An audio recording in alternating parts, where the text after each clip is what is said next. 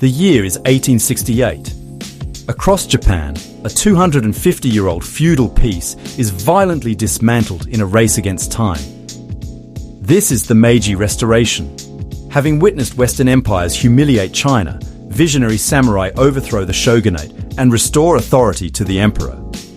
They shift the capital to Tokyo and unleash a breathtaking revolution to protect themselves from colonization. Japan does something unprecedented. It willfully tears down its ancient caste system and rapidly absorbs Western technology.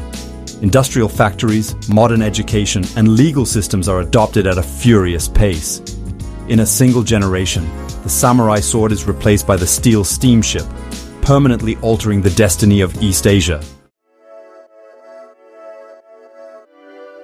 As Japan looks outward for blueprint models of power, Great Britain and Western Europe sit at the absolute zenith of their global empires.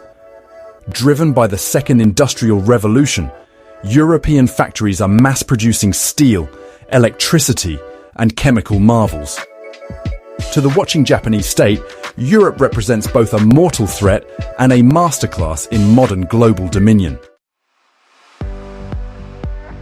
Just across the sea in Beijing, the aging Qing dynasty offers Japan a terrifying cautionary tale. Ravaged by the Opium Wars and fractured by internal rebellions, China's imperial elite choose conservative resistance over radical modernization.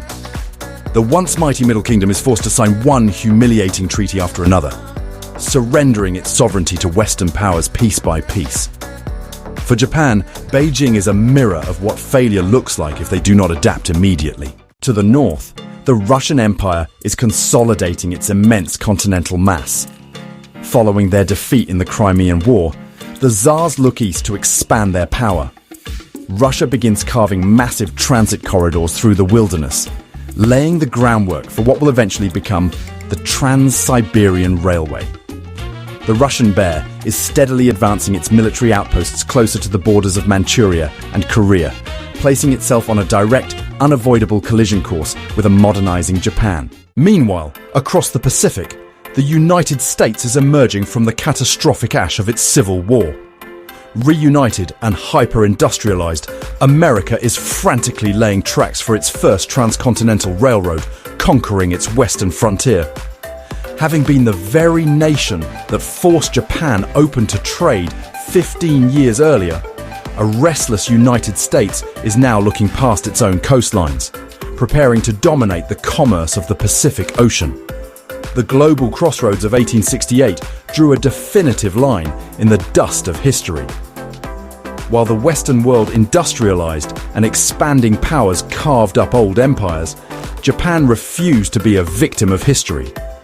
By transforming itself from an isolated feudal society into a modern global juggernaut. Virtually overnight, Japan rewrote the rules of international power.